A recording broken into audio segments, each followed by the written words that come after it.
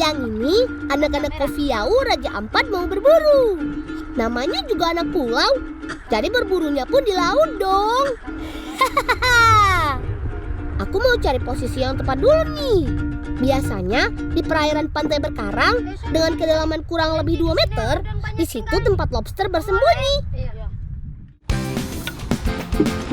Lobster atau sering kami sebut amut memang hidup liar di sini. Aku dan Carlos akan mencoba menyelam untuk mendapatkannya.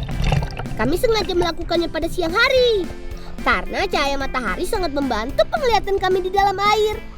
Kata kakak, adanya lobster ini menandakan laut di tempat kami tinggal masih bersih loh.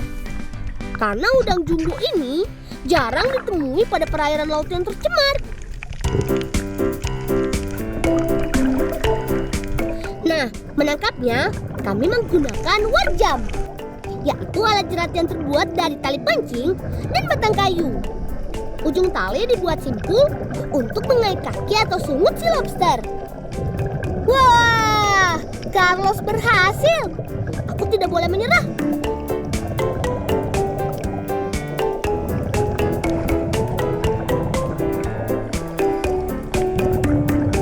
Karena corak tubuhnya yang mirip karang, itu artinya aku harus lebih jeli mencarinya.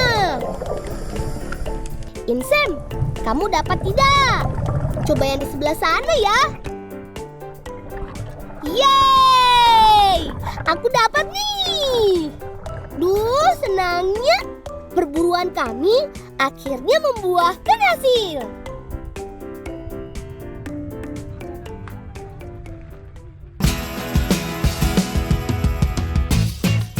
Kakakku memang paling tahu apa yang ku mau. Kakak akan membuatkan menu istimewa dari lobster. Yup, lobster kuah pedas khas Kofiau yang dijamin lezat. Mau tahu rahasianya tidak? Daging lobster rebus dikeluarkan dulu dari cangkangnya. Bolang, jangan kasih rusak cangkangnya, nanti dipakai lagi. Iya kakak. Bumbu yang dipakai sederhana kok. Cukup bumbu dapur seperti bawang putih, bawang merah, cabai dan tomat. Kata kakak, bumbu-bumbu ini bisa membuat masakan menjadi lebih sedap. Tak lupa juga daun serai dan cabai besar untuk tampilan masakan lebih menarik. Carlos, kamu Oh bikin api iya, kita. apinya belum. Ada Sony dan Carlos. Mereka paling jago deh kalau urusan perapian. Hehehe. Tinggal tumis semua bumbu halus sampai harum. Cus. Aroma rempah-rempah memang juara. Selanjutnya, masukkan daging lobster yang sudah direbus dan dipisahkan dari cangkangnya. Tinggal tunggu matang deh. Sabar ya teman-teman. Hehehe. Oh iya teman, saat menumis bumbu, aroma kuat dan menyengat dari cabai. Biasanya semakin pedas masakan, akan semakin keras aromanya. Untuk menguranginya, bisa dengan menambahkan air. Selain itu, air juga akan membuat bumbu tidak gosong.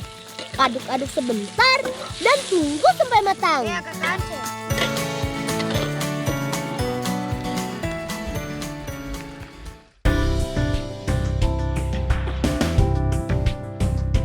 Dagingnya empuk, bumbunya enak. Ini nih, masakan super istimewa. Sebagai anak pulau, kami senang makan hasil laut kami. Apalagi makan lobster. Enak tuh.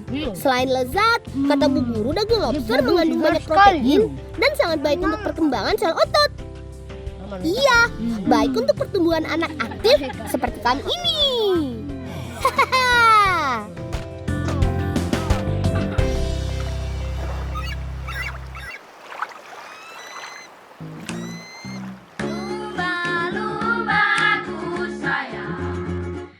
Selamat datang di rumah kami, Distrik Kofiau, Kabupaten Raja Ampat, Provinsi Papua Barat. Nenek moyang kami adalah suku Beteu yang berasal dari Pulau Biak. Mereka melakukan pelayaran dan menemukan daratan Kepulauan Kofiau pada awal abad ke-19. Bukan rahasia lagi kalau Laut Raja Ampat menyimpan banyak potensi.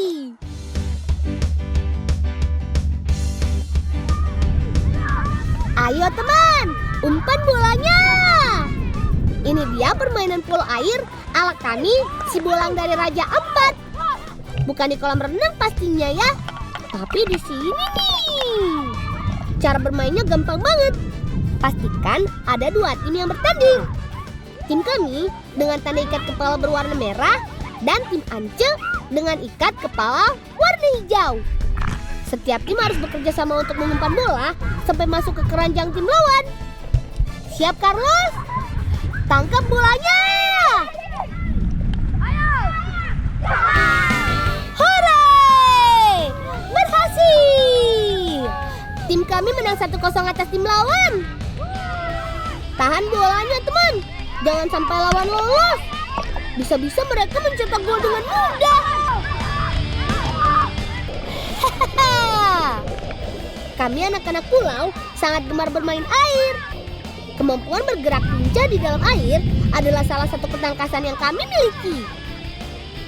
Ayo bersiap. Sony, tangkap bolanya.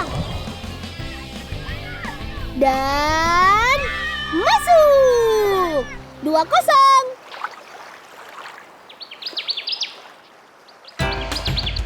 Di Kofiau, Raja Ampat, hutan sagu menjadi tempat bertualang kami mencari si Kawiet. Itu loh, si hewan kecil berprotein tinggi. Maka kulo dio. Korea mereka dari lama sih dio di raya. Nah, ini dia. Batang yang kami cari bukan yang masih hidup, tapi justru batang sagu yang sudah membusuk. Yap, betul sekali. Kawiet adalah ulat sagu yang hidup di batang sagu busuk setelah 6 sampai setahun ditebang. Wah, pas banget. Ih, bolang ini kada. Sipor kaku. Sibak aku nenek. Nah, ternyata nenek. Oh iya teman, di distrik Kofiau, Pulau Pikiran adalah salah satu tempat dengan jumlah pohon sagu terbanyak. Tak heran kalau banyak masyarakat yang membuat sagu di sini. Kalau ada banyak pohon sagu, itu berarti persediaan bahan makanan kami pun melimpah. Syukurlah.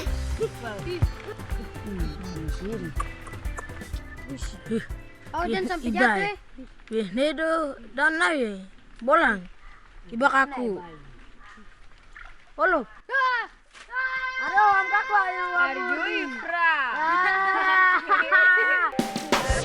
Si kunsur kawiet atau tumis ulat sagu adalah salah satu menu makanan khas Papua dengan bahan utama ulat sagu.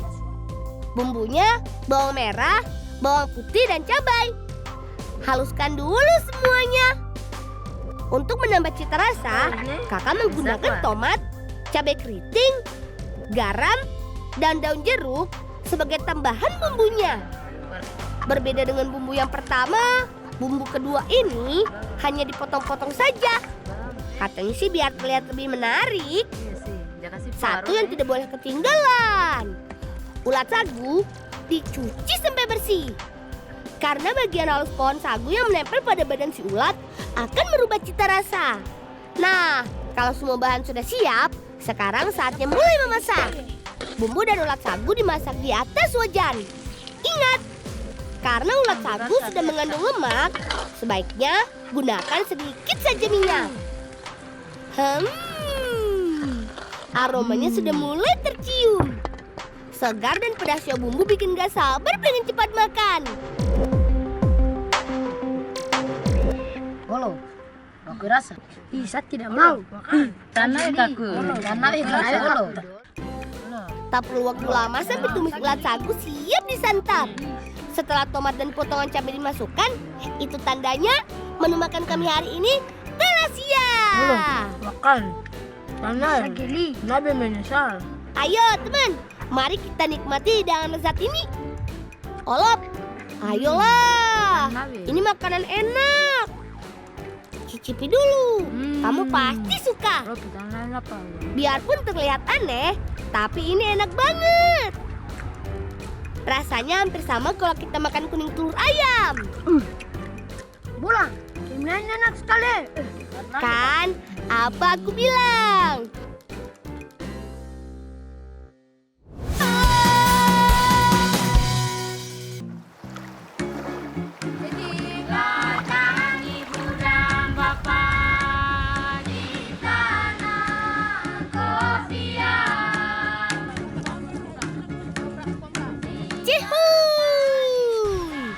panas-panas begini, kami sedang semangat mau bikin kue khas Kofiau. Ada nyarwa beri? Daripada penasaran, kita lihat kakakku bikin kuenya aja yuk. Bahannya kelapa parut, gula merah, dan tepung sagu. Jumlah kelapa parut harus sama banyak dengan tepung sagu. Kakak bilang dengan begitu, rasa kuenya akan lebih gurih. Nah, untuk takaran jumlah gula merah, menyesuaikan selera. Kakak suka yang sedang-sedang saja, nggak mau yang terlalu manis. Karena cukup kakak aja yang manis katanya. Nah, setelah adonan selesai dibuat, selanjutnya tinggal dibungkus. Yang unik, kue Kyum-Baekhyun dibungkus menggunakan daun sagu. Terbukti, alam memang membawa banyak manfaat. Yap, untuk mematangkan kue dipanggang di atas bara api sedang, kurang lebih 30 menit.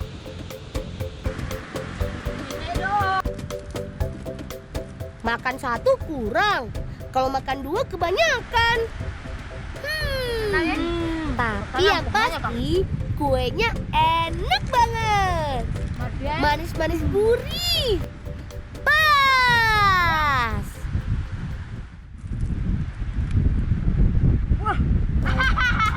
Iya deh tahu. Messi emang suka banget. Tapi nggak sedaun-daunnya ikut dimakan juga dong.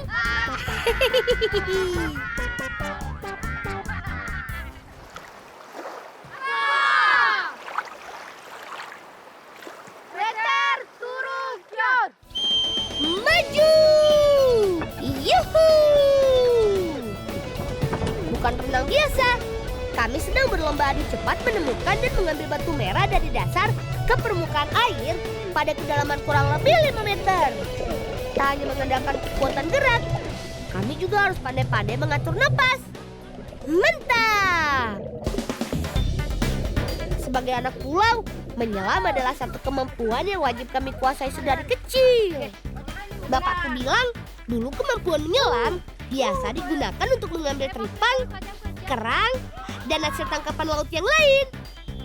Bahkan teknik menyelam tanpa alat ini sering digunakan pada kedalaman hingga lebih dari 7 meter. Hore! Kami juara! Tapi aku yakin keberhasilan ini adalah buah dari kerjasama. Teman, kalian istimewa!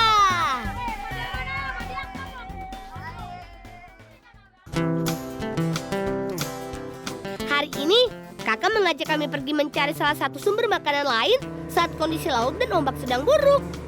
Teman di rumah penasaran? Nah, ini dia. Di sekitar pohon bakau ini ia tinggal. Ayo teman, saatnya beraksi. Kami menyebutnya biabor, sejenis kerang dengan cangkang berbentuk kerucut. Bergerak menggunakan kaki, pipi mirip mata kapak. Ia biasanya tinggal dan menempel pada pasir atau batang bakau di sekitar pantai. Mencarinya tentu bukan hal yang mudah. Harus sabar dan jeli. Bolang. Situ ya, bara teri. Carlos sih ini. Baru dia? Aku. Sejak lama, biabor adalah salah satu bahan makanan pengganti ikan. Nah, itu mereka. Kalau digabung, banyak juga sih. Lumayan untuk bekal makan siang kami. Ayo!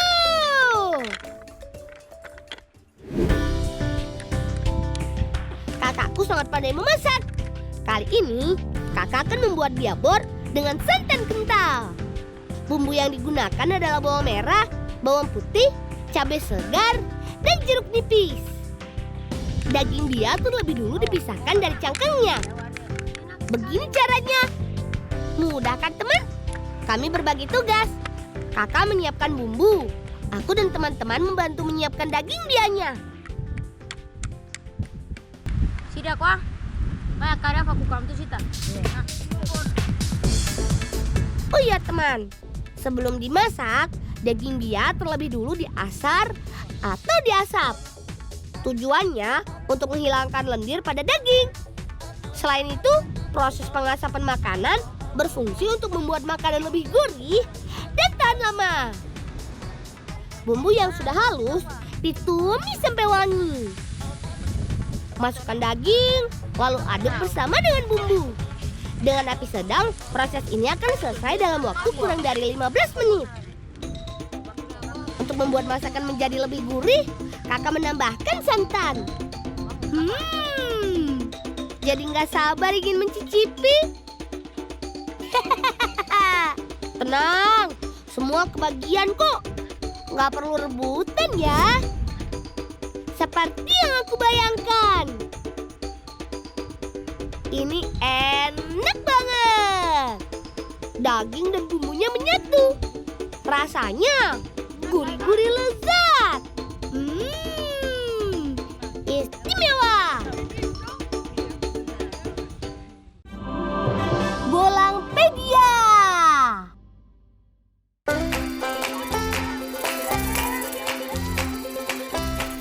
Bolangers, hampir sebagian besar penduduk di Indonesia mengandalkan mata pencahariannya dengan cara bertani atau berkebun. Nah, Pak Petani paling kesal kalau sudah ada hama pengganggu tanamannya nih.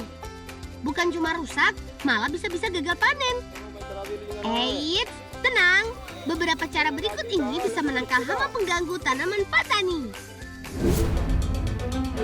Tembakan spiritus penghalau burung pipit. Tuh, lihat bolangers. Yo. Si burung pipit nakal ya.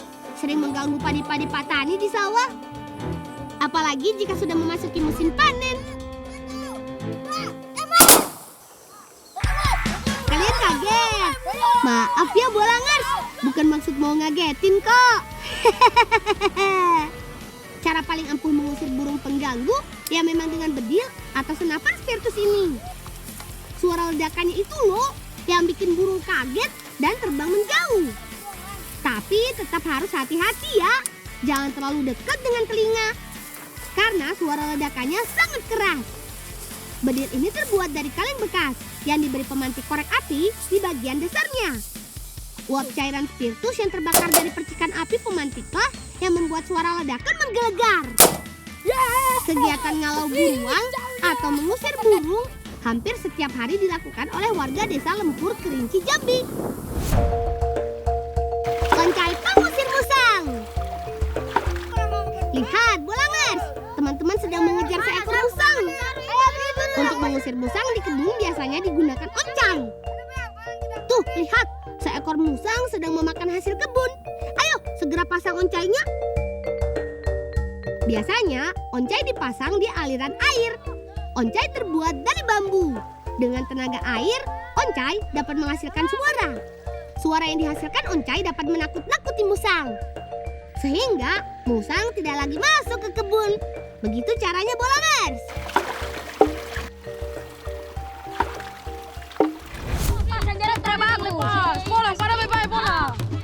Ayo, kejar! Teman, inilah keseruan kami, si Bolang dari Alor, Nusa Tenggara Timur. Tikus yang mau kami tangkap adalah jenis tikus hutan yang menjadi hama di kebun. Biasanya mereka sering memakan biji-bijian hasil tanaman di kebun. Panah dan perangkap dari bambu jadi alat kami untuk berburu tikus. Beginilah cara kami menangkap tikus, yaitu dengan mencari lubang di tanah tempat dia bersarang. Biasanya yang kami cari adalah lubang-lubang yang berdekatan satu sama lain. Ini pertanda adanya jalan menuju sarang tikus di bawah tanah, teman. Bapak. Labang ada peluang tikus ada nih.